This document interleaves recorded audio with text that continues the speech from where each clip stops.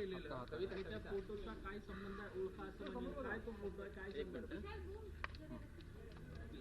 असं आहे, काल मी जे फोटो ट्विट केला त्या समीर वानखेडे यांचा तो मेव्हणा आहे. तो आता व्हेनिसला राहतो. तो यांचा नातेवाईक आहे, तो मुस्लिम आहे. मी याच्यासाठी तो फोटो ट्विट केला की काल SC/ST कमिशनच्या उपाध्यक्षांनी एक मीडियाशी संवाद साधताना सांगितला की वानखेडेंनी कधी धर्म परिवर्तन केलं नाही. मी आज माझ्या बोलण्यावर ठाम आहे की वानखेडे जन्मानी मुस्लिम आहे.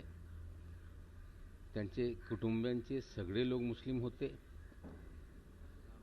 बोगस दाखल्यावर ही नोकरी घेण्यात आली आणि जेव्हा यांनी मीडियाचा सगळं म्हणजे फिल्म इंडस्ट्रीच्या लोकांना एअरपोर्टवर अडवणे, मग त्याचं नाव हळूहळू समोर येऊ लागला.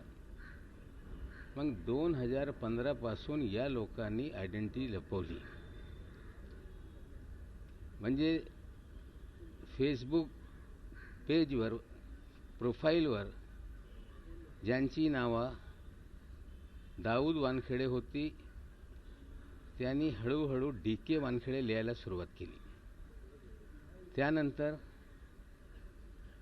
तो जुना नाव जे जन्मानी त्यांचा होता ज्ञानदेव लिहायची सुरुवात झाली. मग आता इतका नाव पुढे येते.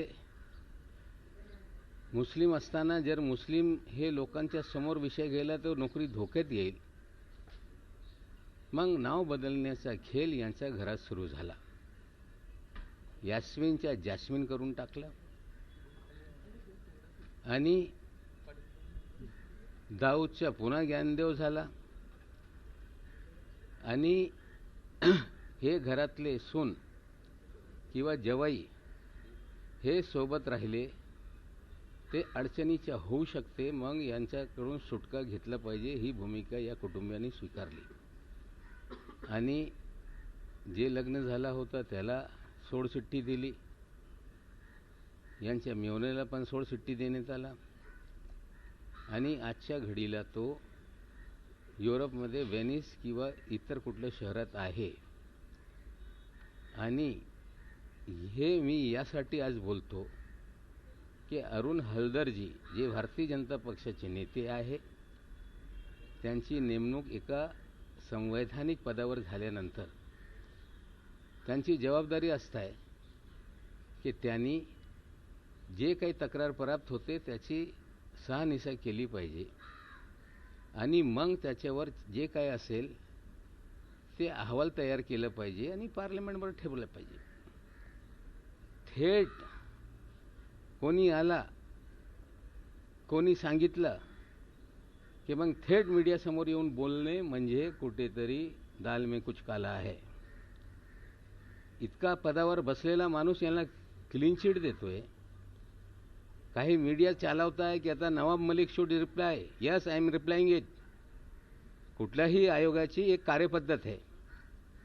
जे काही कागदपत्र मिळाल्यानंतर त्याची शहानिशा केली पाहिजे आणि आम्ही मुद्दा उपस्थित करतोय की जो मागासवर्गीय नाही कायद्याने ज्याला मागासवर्गीयांचा अधिकार घेता येत नाही तो मागासवर्गीयांचा अधिकार हुसकवतोय आणि त्या व्यक्ती जो मागासवर्गीयच नाही आहे त्याची चिठ्ठी घेत आहे.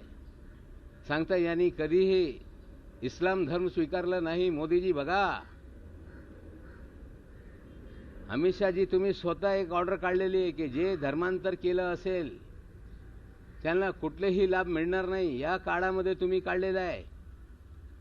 भाजपचं सरकार असताना महाराष्ट्रामध्ये हे GR करण्यात आलेलं आहे आणि 1950 साली जे प्रेसिडेन्शियल ऑर्डर निघाली होती त्याच्यात सर्व धर्मीय लोकांना सूट देण्यात आलेली आहे आणि इस्लाम आणि ख्रिश्चन धर्म स्वीकारल्यानंतर तो आपल्या जातीतून बाहेर पडेल त्याला कुठलीही सुविधा मिळत नाही.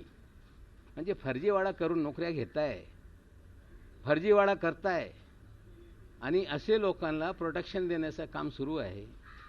आम्हाला वाटते की हलदरजी एका पदावर गेल्यानंतर त्याची मर्यादा जपून ठेवली पाहिजे. हलदर कोण, नवाब मलिक कोण हा विषय नाही. तुम्ही ज्या विषयावर बसलेले आहात त्या पदाची गरिमा ठेवा, इतकंच मी आपल्याला विनंती करतोय. मैं हिंदी में जानना चाहेंगे, आपने एक ट्वीट किया जर तक्रार आली तर आम्ही संपूर्ण प्रकरणाची चौकशी करू. हिंदी तक्रार करणार आहात का? बघा असं आहे, मी स्वतः हे सगळे विषय सामाजिक न्याय विभागाशी निगडीत आहे. मी माझे पत्रांनी तक्रार करणार आहे, पण मी एकटाच करणार नाही. बरेचसे लोक पोलीस स्टेशनमध्ये पण जात आहे. तक्रार निश्चित रूपाने होणार आहे. आमचं म्हणणं आहे की आमच्या बोलण्याला तुम्ही सत्य गृहीत धरून कुठल्याही निकषवर जाऊ नका. जी जात पडताळणी समिती आहे, एका कालमर्यादेत या विषय जो गंभीर है, एका गरीब मागासवर्गीयांचा हक हुसकून हे अधिकारी झालेले, आज जर हे फर्जी सर्टिफिकेटच्या आधारावर यांना नोकरी मिळाली नसती तो होतकरू एक गरीब दलित पोरगा किंवा पोरगी ती या पदावर बसली असती. आता तक्रार निश्चित रूपाने मी करणार आहे. हिंदी में जानना चाहेंगे, आपने एक ट्वीट किया था, किस वजह से किया, क्या कहना चाहेंगे? हाँ. कल अरुण हलदर जी ने मीडिया से संबोधन करते समय ये कहा कि समीर वानखेड़े ने कोई धर्म परिवर्तन नहीं किया. हमें लगता है हलदर जी, आप एक संवैधानिक पद पे बैठे हैं, उसकी गरिमा रखिए.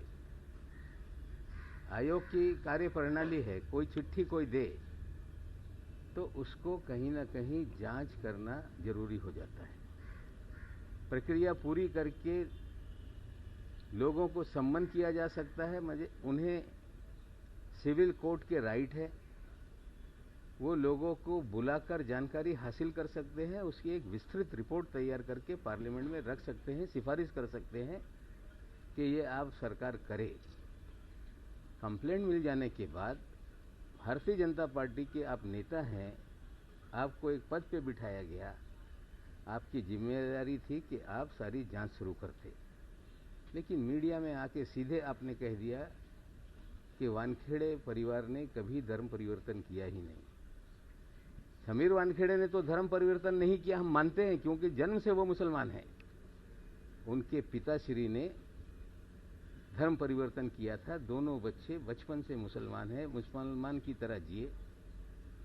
हमने उनकी शादी का मामला उठाया था, लेकिन कल हमने एक व्यक्ति का फोटो ट्वीट किया जो समीर वानखेड़े जी के बहनोई हैं और वो आज विदेश के यूरोप के वेनिस में शायद कहीं रहते हैं. सूरत के मूलतः वो रहने वाले हैं और ये विषय हमने आगे लाया. और जिनके वो शौहर हैं, पति हैं, उन्होंने ट्वीट करके कहा कि ये मेरा पति तलाक हो गया, क्यों इनको सामने ला रहे हैं. मैंने नहीं लाया. अगर आपका आयोग सर्टिफाई करेगा तो हमें भी जो अधिकार हैं उस अधिकार के तहत हम महाराष्ट्र सरकार के सामाजिक न्याय मंत्री को कंप्लेंट करेंगे, स्क्रूटनी कमेटी को लिखेंगे. और मैं अकेला नहीं, बहुत सारे लोग इस कंप्लेंट को आगे ले जा रहे हैं. पुलिस में कंप्लेंट हो रही है. मैं अपने बात पे कायम हूँ कि वे एससी के सर्टिफिकेट पे फर्जीवाड़ा करके उस पद पे बैठे हैं. एक गरीब शेड्यूल कास्ट का अधिकार उन्होंने छीना है. मैं धर्म की, जाति की लड़ाई नहीं लड़ रहा हूँ. मैं जो उन्होंने फर्जीवाड़ा किया, दलितों के अधिकार को छीना, वो लड़ाई है. और हमें लगता है हलदर जी, आप कब बने मुझे पता नहीं, लेकिन आप जिस पद पे बैठे हैं उस पद की गरिमा मलिन ना करें, मैं आपसे विनंती करता हूँ. वानखेडे कुटुंबीय सातत्यानं राजकीय लोकांच्या भेटी घेत आहे. याच्या आधी किरीट सोमय्या यांची भेट घेतली होती. आज केंद्रीय मंत्री रामदास आठवले यांची भेट घेत आहेत.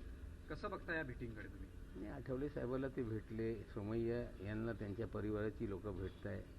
आठवले साहेबांना आधी समीर वानखेडे स्वतः भेटलं, आधी काही मागासवर्गीयांचे नेत्यांना तो भेटला, काही भाजपचे जवळचे नेते, जे मोठे नेते आहेत त्यांच्या एक दूत जेव्हापासून मागच्या सरकार आला होता, एकदम जवळ होता माजी मुख्यमंत्र्यांचे, तो जाऊन यांना ईडीच्या ऑफिसमध्ये भेटतोय. म्हणजे इतका जवळचा माणूस, ज्याच्या घरी माजी मुख्यमंत्री जात होते, ज्याला मंत्रालयामध्ये मुख्यमंत्र्याच्या केबिनमध्ये ॲक्सेस होता, ज्याला महानगरपालिकेचा कमिशनर असेल, अधिकारी असेल, कोणी कधी थांबवत नव्हता, तो चेंबूरमध्ये राहतोय. आणि तो ईडीच्या कार्यालयामध्ये जेव्हापासून मी हा विषय पुढे आणतोय, तो का जातो, कुणासाठी जातो, कुणाच्या मनात काय भीती आहे, हे जे सगळं फर्जीवाडा करून काय सुपारी बजावण्याचं काम लोकांनी केलं होतं. मग या चेंबूरच्या ग्रस्ताच्या माध्यमातून काय चाललेलं आहे, म्हणजे हा चेंबूरमध्ये राहणारा ग्रस्त कधी जातो, कशासाठी जातो, हे मला माहिती मिळते. आतले अधिकारी सांगताय की बाबा चेंबूरवाला इथे येतो, यांच्या केबिनमध्ये बसतो, काय यांच्या तासभर चर्चा होते. अरे जर तुम्हाला इतकंच प्रेम या व्यक्तीवर असेल तर उघडपणे त्याला भेटा. दूतच्या माध्यमातून कशाला भेटताय? मला हे स्पष्टपणे सांगायचं आहे की संपूर्ण भाजपा यांच्या काहीतरी गोड बंगाल हे या महाराष्ट्राच्या नेत्यांच्या, त्यांच्या मनात पण दुगदुगी सुरू आहे असं मला वाटते. हिंदी में जानना चाहेंगे भाई, जो आपने बोला चेंबूर वाली बात, व्यक्ती भाजपशी संलग्नित आहे का? ट्विट केलेला आहे आणि मागच्या काही प्रकरण आहेत त्या संदर्भामध्ये ट्विट करून चौकशीची मागणी केली आहे. खास करून सीबीआय मध्ये हे प्रकरण रजिस्टर आहे असं त्यांचं म्हणणं आहे. फराज मलिक यांच्यासोबत बाबाची ते प्रकरण आहे. तो जे सांगताय मी स्पष्टपणे सांगतोय. आम्ही कुर्ल्यात राहतो. टचवूड नावाच्या एक कंपनी, ज्याच्यात माझा मुलगा 20% भागीदार होता. मला वाटते 2001 किंवा 2 साली आम्ही एक जागा कुर्ल्यात खरेदी केली होती. त्या जागा विकल्यानंतर दुसरी एक जागा 2-2.5 कोटीमध्ये आम्ही खरेदी केली. त्याच्यात 5 पार्टनर होते. त्या कंपनीच्या डायरेक्टरशिपपासून माझ्या मुलांनी राजीनामा दिलेला आहे. आणि जे 13.5 कोटी सायफन झाले असा आरोप करताय. गुंडे, तू किती चोर आहे, कुणाचे पैसे कुठे लपवतो, तुझंच सरकार आहे. अरे गुंडेजी, मी तुम्हाला बोलू इच्छितो की त्या कंपनीमध्ये या मोहित कंबोजचा नातेवाईक पण डायरेक्टर होता. त्यांनी कुठून पैसे आणले आणि त्याच कंपनीमधून स्वतः पैसे स्वतःच्या अकाउंटमध्ये घेऊन गेले, याची इन्क्वायरी सीबीआयने केलेली आहे, ईडीने केलेली आहे. आणि आमचे सगळे अकाउंट त्या काळामध्ये गुपचूप सगळ्यांनी तपासलेलं आहे. आम्ही एक दमडा कधीही कुणाचं घेतलं नाही. पण ती जागा मी घेतली होती म्हणजे माझ्या फराजनी, त्या देवेंद्रनी त्या जागेवर आरक्षण टाकला. शेजारी माझी जागा आहे. यूडीमध्ये जेव्हा आरक्षण पळत होते देवेंद्रजी, त्या काळामध्ये मी बोलत असताना नवाब मलिकला काय त्रास देता येईल, सगळे जागेवर आरक्षण घालण्याचं काम केलं. त्यांना अजून कळत नाही की माझ्यावर आरोप करताय. मी जितका इन्क्वायरी करायचा आहे संपूर्ण कुटुंबाचा करा. आम्ही एकही फर्जीवाडा, एकही कुणाचा पैसा, जे प्रकरणाच्या 13.5 कोटीचा मोहित कंबोज बोलतोय तो मनुभाई अगीचा नावाचा ग्रस्त आहे आणि तो नातेवाईक आहे मोहित कंबोजचा. अरे तू चोर, तुझे नातेवाईक चोर, आणि चोरांचा खापर माझ्या अंगावर फोडताय. माझा स्पष्ट आरोप आहे. हे कुठेतरी चौकशी आधी पण झालेली आहे. मनु अगीच्या यांच्यावर कारवाई झाली. आमच्या त्याच्याशी काही घेणं देणं नाही. माझ्या कुटुंबियांचा pan number, dean number social मीडियावर पसरवताय. आमच्याकडे जे संपत्ती आहे त्या सगळ्या संपत्तीच्या बाबतीत इन्कम टॅक्समध्ये कसं कमाई केलं, कधी खरेदी केलं, आणि ते सगळं आमच्या बॅलन्स शीटवर माझी जबाबदारी आहे. पण माझ्या कुटुंबातले लोकांची नाव घेत आहे. They are independent. पण त्यांनी पण कुठलाही फर्जीवाडा केला नाही. माझे बहीणचं काहीतरी नाव लिहून त्याचा इन्कम टॅक्स नंबर दाखवत आहे, मुलींचं दाखवत आहे ना सरकार तुमचा? बेनामी पद्धतीने निनावी नावाने कोणीतरी हे सगळी माहिती पाठवली. ओ काय निनावी देवा, इतका बळा तुमच्याकडे पसारा आहे. Income tax, ED, CBI. तुम्ही गेली 7 वर्ष नवाब मलिकच्या बाबतीत खोदताच आहे. आमच्या बँकेत कधी ईमेल येत आहे हे आम्हाला पण माहीत आहे. ईमेल उघडून ते दाखवू शकत नाही. पण प्रत्येक बँकात कुठे ना कुठे लोक असताय, स्क्रीनशॉट मारताय आणि मोबाईलवरून आणून दाखवताय, साहेब बघा या ईडीच्या माहितीसाठी आलेलं आहे, तुम डाल मैं पात. उनको समजना पडेगा की नवाब मलिक कुणाच्या बापाला घाबरत नाही. आता किरीट सोमय्याजींनी जी ट्विट केलेलं आहे, 3 मंत्री आणि 3 जावई यांचा आता अधिवेशनामध्ये पूर्ण भांडाफोड होणार. अरे मी करणार आहे, असा भांडाफोड होईल की भाजप या महाराष्ट्रामध्ये तोंड दाखवण्यासाठी कुठेही फिरू शकणार नाही. ते आम्हाला काय धमकी देत आहे, पोकळ धमकीला आम्ही घाबरत नाही. मी विधानसभेमध्ये जो प्रकरण आणणार आहे ते समोर आल्यानंतर भाजपच्या कार्यकर्ता जनतेसमोर जाऊ शकणार नाही. मी आज पुन्हा सांगतोय. तुम्ही काही दिवसांपूर्वी असं म्हटलं होतात की पिक्चर अभी बाकी आहे, पिक्चर चालू झाला म्हणायचं का? हो, पिक्चर तर सुरूच आहे. इंटरव्हल झाला. जो आर्यन खानला तुरुंगात घेऊन जात होता ईडीच्या ऑफिसमध्ये कस्टडीमध्ये, तो आता कस्टडीमध्ये आहे. जे आर्यनला सांगत होते किंवा इतर निष्पाप लोकांना सांगत होते बेल देऊ नका, ते इतके घाबरलेले आहे की आगामी काळामध्ये त्यांचा काय होईल ते धाकधुकी त्यांची का सुरू झालेली आहे. म्हणजे सिक्वेन्स बदललेली आहे. ज्यांना लोक आरोपी सांगत होते आता ते आरोपीच्या पिंजऱ्यातून बाहेर दिसत आहे, आणि जे आरोप लावत होते ते आरोपीच्या पिंजऱ्यात उभे झालेले आहे. निश्चित रूपाने या सिनेमेचा भाग बदललेला आहे आणि निश्चित रूपाने याचा अंत तर होणार आहे आणि शेवटपर्यंत घेऊन जाईपर्यंत मी थांबणार नाही. जास्मिन वानखडे यांनी तुमच्या विरोधात काल आंबोली पोलीस स्टेशनमध्ये तक्रार केली होती. त्यांच्या अरे किती लोक करताय, कोण भारती करतो की कंबोज मला माहीत नाही. सांगताय मला धमक्या येत आहे. अरे यांना धमकी कोण देते तपास करा ना. जर यांना धमक्या येत असेल तर ज्यांनी धमकी दिलेली आहे यांच्यावर कारवाई झाली पाहिजे. पण मला हुड्डा नावाचा माणूस राजस्थानमध्ये कोण धमकी देतो, त्याचं काय आहे याच्या उत्तर भाजपवाल्यांनी दिले पाहिजे. मैं हिंदी में जानना चाहूँगा, आपने कहा कि मेरी इंक्वायरी करें, मेरे घर वालों की इंक्वायरी करें, मैं किसी से डरता नहीं, क्या कहना चाहिए? देखिए, जिस तरह से कुछ लोग ये कह रहे हैं कि इन्होंने कुछ पैसे बैंक में डुबाए, मैं स्पष्ट रूप से कहता हूं कि हमारे जो भी संपत्ति इस शहर में मेरी है वो मेरे नाम से है. बच्चे कारोबार करते हैं उनके नाम से है. बहन डॉक्टर है, MBBS diploma, MD, DNB, LLB doctor है, कारपोरेशन में नगर सेवक है, दिन भर सुबह से शाम तक दोपहर तक ऑपरेशन करती है, वो अपना कमाती है. एक बिटिया मेरी आर्किटेक्ट है, वो अपना कारोबार करती है. एक बिटिया फैशन डिज़ाइनर है, वो अपना कारोबार करती है. मेरे भाई हैं, वो अपना कारोबार करते हैं. लेकिन किसी ने ही कभी भी कोई घोटालेबाजी नहीं की. घोटाले का आरोप मुझ पे लगा रहे हैं.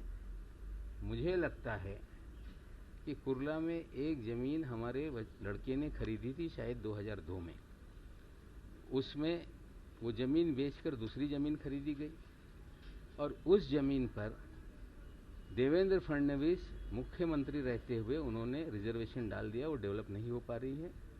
उसमें हमारा लड़का अभी डायरेक्टर नहीं है, लेकिन 20% कुर्ला में 700 मीटर जगह है, उसमें वो हिस्सेदार है.